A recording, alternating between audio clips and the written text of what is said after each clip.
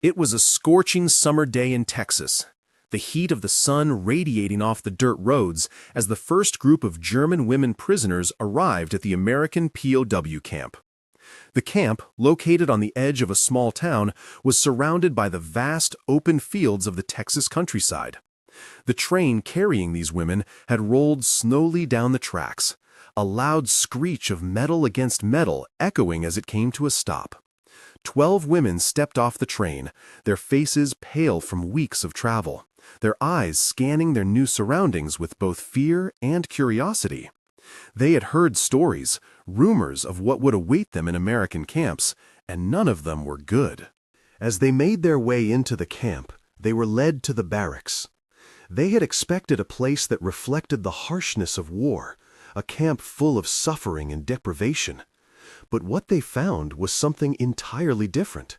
The barracks were clean and well-maintained, with wooden floors and simple cots made up with fresh blankets. There was no sign of the brutality they had been warned about. It was a stark contrast to the overcrowded, filthy conditions they had endured during their captivity in other places. For a moment, they allowed themselves to believe this might be a temporary respite from the horrors of war. Their first meal in the mess hall was another shock. The food was more than just edible, it was actually good. It was far from the thin, tasteless rations they had grown accustomed to, and it wasn't long before the women began to relax, albeit cautiously. They still did not trust their captors completely, but the kindness they were being shown began to plant a seed of doubt in their minds. One of the women, Gretchen, who had taken it upon herself to be the unofficial leader of the group, whispered to her companions that perhaps they were wrong to expect the worst. Yet she remained wary. She knew better than to let her guard down too quickly. But it wasn't just the barracks or the food that surprised them. It was something much more unexpected. After their meal, the women were led to a small courtyard where they could take some time to relax. The air was thick with the heat of the day, and the sun beat down relentlessly. But as they stood there, looking around, a strange sight caught their attention. One of the American soldiers, a man named Sam Washington, was walking toward them, holding a tray. On it were small cups filled with something unfamiliar. The sweet, cold scent wafted through the air, and for a moment the women couldn't believe their eyes. It was ice cream, something they had never seen before, at least not like this. It was served in small white cups, and it gleamed under the hot sun. The women exchanged glances, unsure of how to react. To them, this was an absurdity. They had heard about the luxury of the American lifestyle, but they had never expected to experience it firsthand in a POW camp. They had grown accustomed to the idea that their lives were to be spent in deprivation, in hunger, and in constant fear. The sight of ice cream was almost laughable. How could this be real? It seemed too good to be true. At first, they hesitated, unsure whether it was some sort of cruel joke or whether they had somehow misunderstood what was happening. Gretchen, who had tried to maintain a calm and authoritative demeanor throughout their ordeal, was the first to react. She looked at the ice cream, then back at the soldier, her face a mixture of disbelief and confusion. "Is this for us?" she asked, her voice betraying the shock she felt. The soldier smiled, nodding enthusiastically. "Yes, ma'am, it's a treat for you. Something to cool off in this heat," he explained, his tone kind but straightforward. The women exchanged uneasy glances, not quite sure how to proceed. Still unsure, they took the cups from Sam, their fingers trembling slightly as they held the small portion of ice cream. The texture was unlike anything they had ever tasted. It was rich, smooth, and sweet, and for a brief moment, all of their previous worries seemed to melt away. It was a strange sensation, eating something that felt so foreign to them, yet so comforting. The coldness of the ice cream contrasted sharply with the oppressive heat of the day, and as they took their first bites, the harshness of their reality seemed to soften, if only for a moment. But despite the sweetness of the ice cream, something in their minds remained unsettled. The warmth of the gesture, the kindness of the American soldiers, felt almost too much to believe. Could it be real? Was this just another form of psychological warfare? A way to lull them into a false sense of security before the true horror began?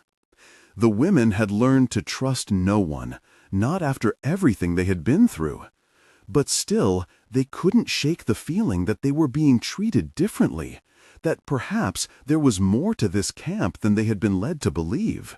As the day drew to a close and the women retired to their barracks for the night, they lay awake, each lost in her own thoughts. They had been given food, shelter, and even ice cream. It was a far cry from what they had been led to expect.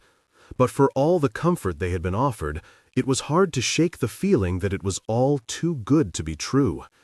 They had seen the worst that war had to offer, and they knew better than to believe in easy solutions.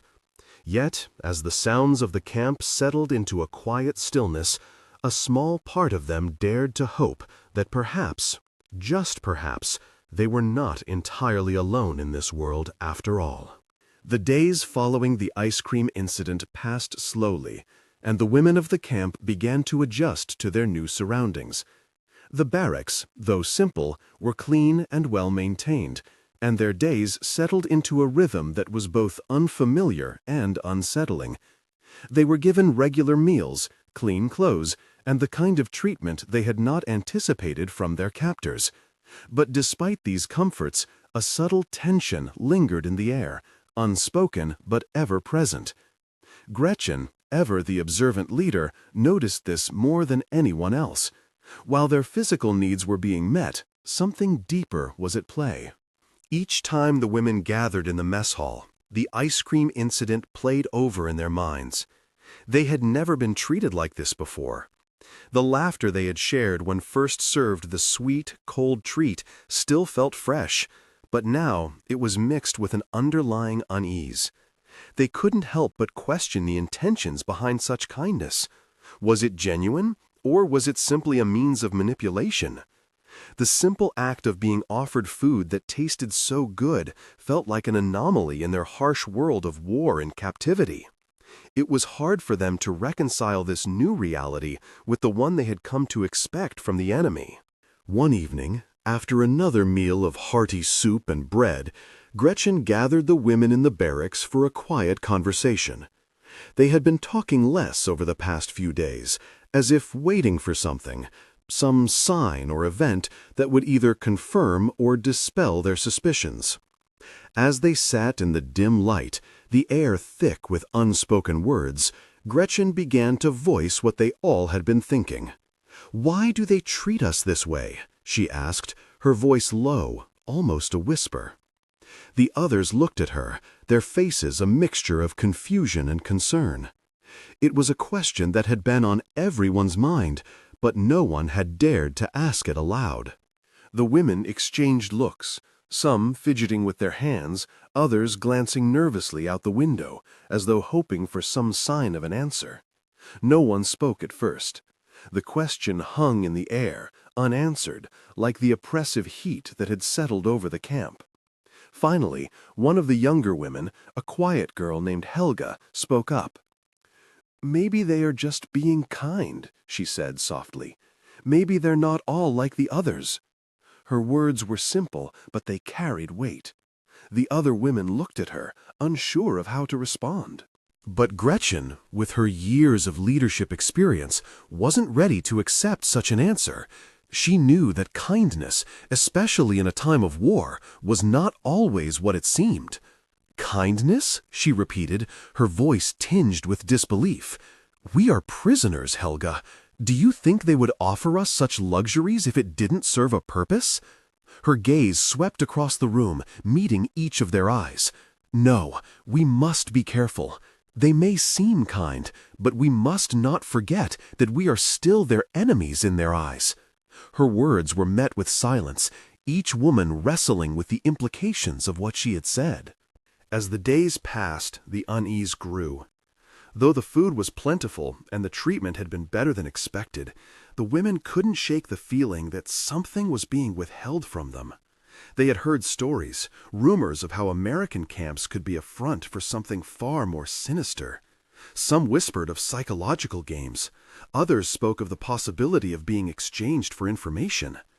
The fact that they were allowed to mingle with the soldiers, even share moments of humanity, only deepened their suspicion. It was too easy, too comfortable, and in the midst of a brutal war, nothing was ever as it seemed.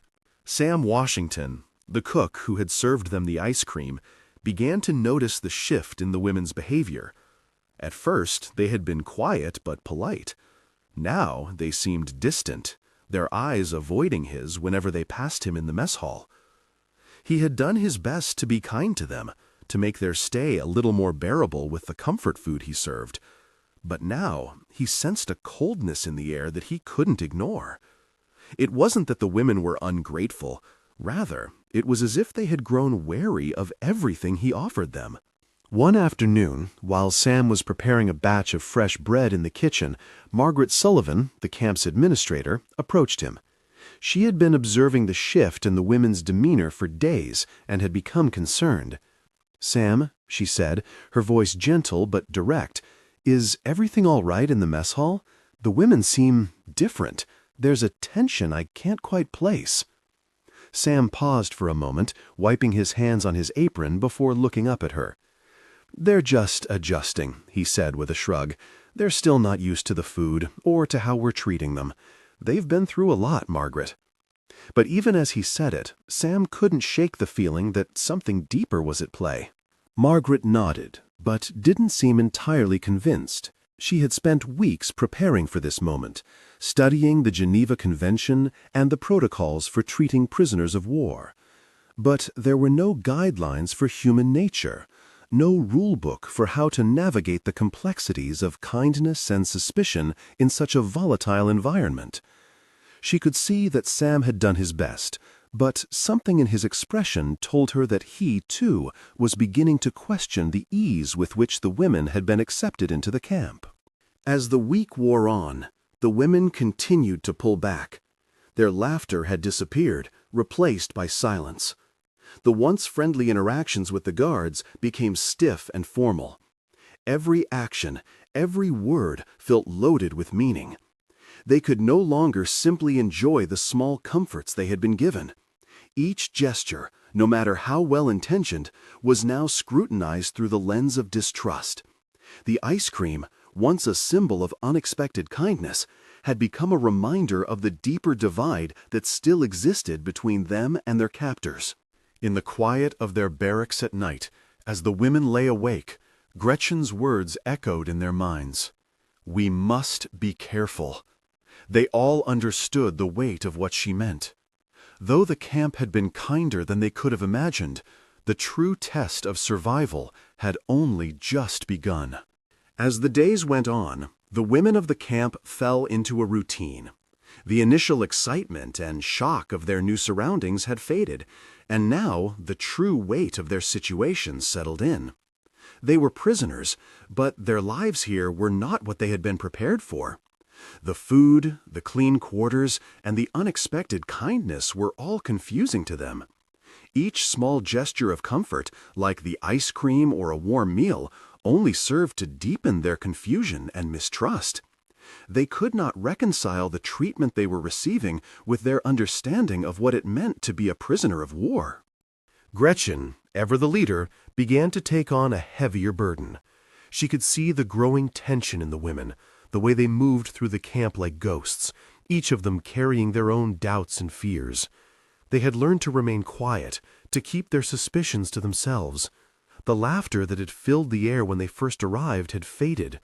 In its place was an eerie silence that permeated the camp. They no longer spoke openly of their fears, and when they did, it was in whispers, as if afraid someone might be listening. Even when they gathered to eat, their conversations were muted, the once friendly atmosphere now tinged with discomfort. The mess hall, which had once felt like a place of respite, had become a battlefield in its own right. The women sat in their assigned spots, each of them wary of the others, as though trying to guard themselves from any unexpected kindness. The ice cream incident still loomed large in their minds. It had been a symbol of everything they didn't understand about this place. At first, they had laughed, thinking it absurd, but now they felt embarrassed by their reaction. They had mocked something that had been offered to them with good intentions, and it left a lingering taste of regret that no amount of food could wash away. Gretchen often found herself lost in thought, staring out the small window of the barracks at the wide open sky. It was hard to ignore the fact that, despite everything, they were still prisoners. They were still at the mercy of their captors, and no amount of kindness could change that. She couldn't let her guard down. Not yet. It was far too dangerous. As much as she wanted to believe in the possibility of goodwill, she knew better than to trust it completely. The world they had known was filled with betrayal and hardship, and nothing about that had changed, even if the camp was different from what they had imagined.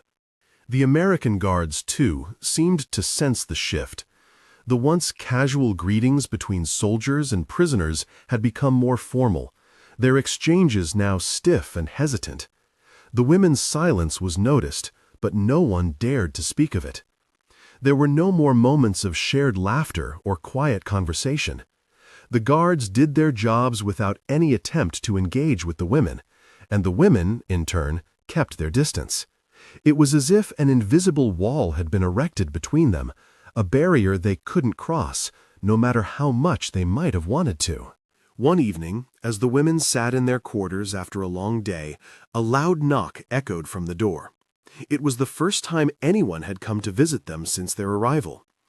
When the door opened, it revealed Sergeant Riley, a grizzled man with a weathered face, his uniform impeccably neat. He was standing in the doorway, holding a clipboard. The women looked at each other, unsure of what to expect. He cleared his throat awkwardly before speaking, his voice gruff but not unkind. "I just wanted to check in on you all," he said. "Is there anything you need? Anything at all?" His eyes scanned the room, meeting each of their gazes in turn. Gretchen hesitated before answering. She had learned to be cautious with her words, to measure them carefully. "We're fine, Sergeant," she replied, her tone neutral, offering him a polite but distant smile. "Thank you for asking." The words felt hollow in her mouth. She wanted to say more, to ask him about the purpose of their captivity, about why they were being treated this way, but she held her tongue. She knew better than to reveal too much. The last thing she wanted was to seem weak or vulnerable. Sergeant Riley nodded slowly. Then, after a long pause, he spoke again. "I know this situation is difficult," he said, his voice softening slightly. "But we're doing everything we can to make things as comfortable as possible for you. You're not being forgotten." There was something in his words that struck Gretchen, though she couldn't quite place it. It wasn't an apology exactly, but it was close. She had never expected such empathy from an American soldier. It made her uncomfortable, and she quickly turned her gaze away, unwilling to engage further. The last thing she needed was to feel sympathy for the enemy. The sergeant lingered for a moment longer, his eyes scanning the room before he turned and left, closing the door gently behind him. The silence that followed his departure was thick and oppressive. No one spoke for several minutes, each woman lost in her own thoughts. The walls of the barracks seemed to close in on them, and for the first time they began to feel the full weight of their captivity. It wasn't the physical confinement that bothered them, but the emotional toll it was taking. They were trapped not only by the barbed wire and guards, but by their own inability to connect with the world around them. Later that night, as the women lay in their cots, the weight of their thoughts pressing down on them, Gretchen couldn't help but wonder if they were truly prisoners, or if they had become something else, something more dangerous. Perhaps, in their silence, they had already started to surrender to the idea of captivity, not just physically, but mentally.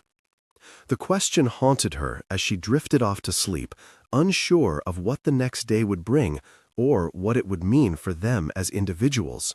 The days began to blur together in a slow, uneasy rhythm. Despite the comforts they had been given, a quiet tension still hung in the air. The women no longer laughed at the absurdities of their situation, nor did they voice their doubts aloud. They had learned to adapt, to keep their thoughts to themselves. The routines of the camp had settled into something almost mechanical: meals in the mess hall, roll call, and the occasional work detail. It was a life that existed in a state of quiet waiting, each woman trying to make sense of the new reality she found herself in. Gretchen continued to observe the camp and the people in it. The guards, once distant but respectful, had started to show a more familiar side. They would occasionally make small talk, asking how the women were doing, or whether they needed anything. At first, these conversations had felt forced, almost like an obligation, but over time there was a subtle shift. The small gestures of kindness, like a greeting or a casual question about the weather, became less awkward and more genuine. It was as if the invisible barrier between captors and captives was slowly beginning to erode. However, this change only deepened the uncertainty among the women. They couldn't quite understand why the guards were starting to treat them differently. Was it out of guilt, or was there something else at play? The kindness they were being shown felt too easy, too unexpected. They had all heard stories of American compassion, of the idealized image of the land of freedom, but none of them had expected to experience it firsthand, especially not in a POW camp. The sense of unease remained, as if the kindness was a mask hiding something darker underneath. One morning, after breakfast, the women gathered in their barracks, discussing the latest developments. The mood was subdued, each woman feeling the weight of the question that hung between them all. What was the true purpose of this kindness? Gretchen, still unsure whether she could trust the camp's atmosphere, felt a growing sense of responsibility for the others. It was up to her to maintain their unity, to ensure they didn't lose themselves in the false comfort they had been offered. She reminded the women that they could not afford to forget their circumstances, no matter how hospitable the camp might seem. "We are still prisoners," she said quietly, her voice firm. "We must remain vigilant." The other women nodded in agreement, but their faces betrayed their uncertainty. They were tired of being on edge, tired of second-guessing every gesture, every word spoken. For many of them, it was easier to ignore the doubts and accept the kindness as something real, something that could offer them hope. But Gretchen's cautionary words echoed in their minds, and they could not shake the feeling that they were being watched more closely than they realized. As the days turned into weeks, the camp's routines continued. The women were allowed to socialize in the yard, where they would sit in groups, quietly talking or reading. The guards, at first so distant and rigid, had begun to show more interest in the women's lives. Some of them would engage in light conversation, asking about their families or offering small gestures of friendliness. It was a strange thing to witness, the blending of two worlds that had once been kept separate. The women, still adjusting to their captivity, began to wonder if there was a way to bridge the gap between them and their captors, to find some semblance of connection. One day, as they sat in the yard, Sam Washington approached the group. He had become a familiar face, the cook who had served them the infamous ice cream. His presence was comforting, though the women still didn't quite know what to make of him. Sam had always treated them with respect, never condescending, but his kindness had started to feel different. There was something unspoken in his gestures, a sense of care that felt genuine, but also somehow unsettling. He stood at a distance, hesitating before speaking. "Ladies," he began, his voice steady but laced with caution, "I just wanted to let you know that I've asked the camp to provide more variety in your meals. We'll be getting some fresh vegetables soon, and I've put in a request for some fruit as well. I hope it helps make things a little easier for you." His words were simple, but they were loaded with meaning. The women exchanged looks, and Gretchen couldn't help but feel a flicker of unease. This was more than just a kind gesture. It felt like a shift in the dynamic between them and the camp. Sam, for all his outward kindness, was still part of the system that held them captive. The women accepted his offer with polite nods, but internally they struggled with how to process it. Sam had shown them that there were small comforts in this place, but it was still a place of confinement, a place where their every move was monitored. How could they reconcile the kindness they were being shown with the fact that they were prisoners? How could they accept these gestures without feeling as though they were somehow betraying the reality of their situation? That evening, as they sat together for another meal, the women fell into a somber silence. The meal was good, better than they had expected, but it did little to ease the unease that had taken root in their minds. The guards had become more relaxed, more personable, and the camp had begun to feel less like a prison and more like a temporary home. But in that feeling of safety, there was also a sense of danger. The women had learned to be cautious, and they could not afford to let their guard down, not even in the face of such kindness. Gretchen watched the others as they ate, their faces a mixture of gratitude and suspicion. She could see the doubt in their eyes, the internal struggle between wanting to believe in the kindness they were being offered and the knowledge that they were still prisoners. It was a delicate balance, one that she feared might slip away if they weren't careful. As she finished her meal, she glanced over at Sam, who was standing by the door, watching them. His face was unreadable, but there was something in his gaze that made her uneasy. It was a look that said, "You're not forgotten, but you're still not free." The days in the camp began to stretch on endlessly, a slow march of time that seemed both weightless and unbearable. The routines that had initially felt like a strange, uncomfortable luxury were now beginning to settle into a grim normality. The women, still struggling with their own emotions, had grown accustomed to their quarters, the food, and the occasional interactions with the soldiers, but they could not shake the unease that still clung to them. There was a growing tension beneath the surface, a feeling that something was not quite right. It was not the physical discomforts of captivity they feared. It was the emotional toll of the kindness they were being shown, kindness that felt more like a test than a gift. Gretchen had been watching the changes in the camp closely. She noticed that, though the guards were increasingly friendly and the food was plentiful, there was still a sense of distance. There were moments when it seemed as if the boundary between captor and captive was beginning to blur, but it was never clear whether this was a true shift or merely a temporary concession. It made her feel uneasy, as if the camp's apparent humanity was a fragile mask, one that could fall away at any moment. She could see the others starting to soften, their wariness ebbing as they grew accustomed to the seeming safety of their new environment. But Gretchen remained ever cautious, her mind constantly turning over the same question. Was this kindness real, or was it just a trap? One afternoon, as the women were sitting together in the courtyard, talking quietly among themselves, they saw Sam Washington approaching. He had become a familiar figure, one that they had come to trust more than they had expected. He had always treated them with respect, never condescending, never using his position as a cook to exert any power over them. It was rare in their situation to meet someone who didn't see them as mere objects, as prisoners to be controlled. Sam's quiet kindness had left an impression on them, and though they were still unsure of his motivations, they couldn't deny that he had become a comforting presence. This time, however, Sam's expression was different. He seemed more serious than usual, his face lined with concern. He stood for a moment at the edge of the courtyard, as if unsure whether to approach, then walked over slowly. The women watched him, their conversations dying down as he drew near. He looked down at the ground, his hands clasped behind his back, as if gathering his thoughts. Gretchen was the first to break the silence, her eyes narrowing slightly as she studied his expression.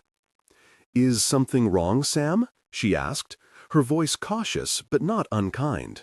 Sam met her gaze, his face unreadable. "I just wanted to check in on you all," he said, his voice quiet. "I know this isn't easy, but I wanted to make sure you're all doing okay. I've been talking to Sergeant Riley, and we're going to be making some changes around here." There was something in his tone that made Gretchen uneasy. It was not the usual casual tone of someone making small talk. There was a weight to his words, as if he was trying to prepare them for something. The other women looked at each other, exchanging wary glances, but none of them spoke. "What changes?" Gretchen asked, her voice steady but her mind racing.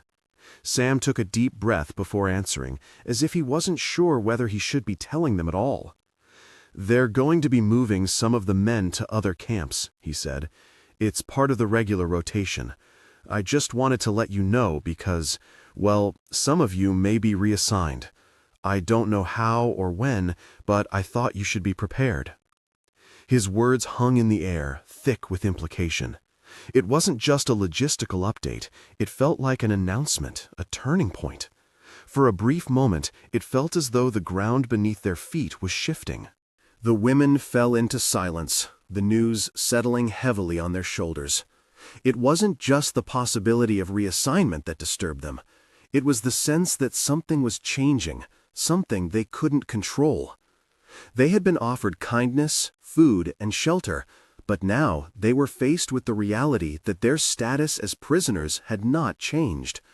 They were still at the mercy of those who held power over them, and despite the good treatment they had received, they were still prisoners. The thought of being moved to another camp, away from the semblance of safety they had come to know, was enough to make their stomachs tighten with anxiety. Gretchen's mind was already working through the possibilities. She knew the camp's conditions could change at any time. The kindness they had been shown could vanish, replaced by harshness and cruelty. She had seen it before in her life, and she knew better than to trust the surface of things. But as she looked around at the women, she saw that they were beginning to relax. They were starting to feel at home in this strange, temporary refuge, and she knew it would be difficult to shake that sense of comfort, even when reality came crashing down. She couldn't let them forget the truth, no matter how tempting it was to believe in the illusion of safety. As Sam turned to leave, his expression softened for a moment, and he glanced back at them. "Take care of yourselves," he said quietly. "I'll make sure you're informed about what happens next. I promise." With that, he walked away, leaving the women to digest the information in silence. Gretchen watched him go, her thoughts a whirlwind. She couldn't shake the feeling that this was only the beginning of something more complicated, something that would challenge everything they had come to believe about their captivity. That night, as the women lay in their beds, the weight of the day pressed down on them. The camp that had felt like a strange but kind sanctuary now seemed more like a trap. They were caught between the warmth of the kindness they had been shown and the cold reality of their imprisonment. Gretchen could feel the uncertainty creeping in once again, and she knew that no matter how many times they were treated with respect, they would always be prisoners in the eyes of the world, and that, in the end, would always be their greatest challenge. As the weeks passed, the atmosphere in the camp continued to shift in ways that none of the women had expected. What had initially felt like a temporary refuge from the chaos of war was slowly becoming a place that demanded more from them than they had anticipated. The kindness shown by the American soldiers, while still present, had begun to feel like a test of their own resilience.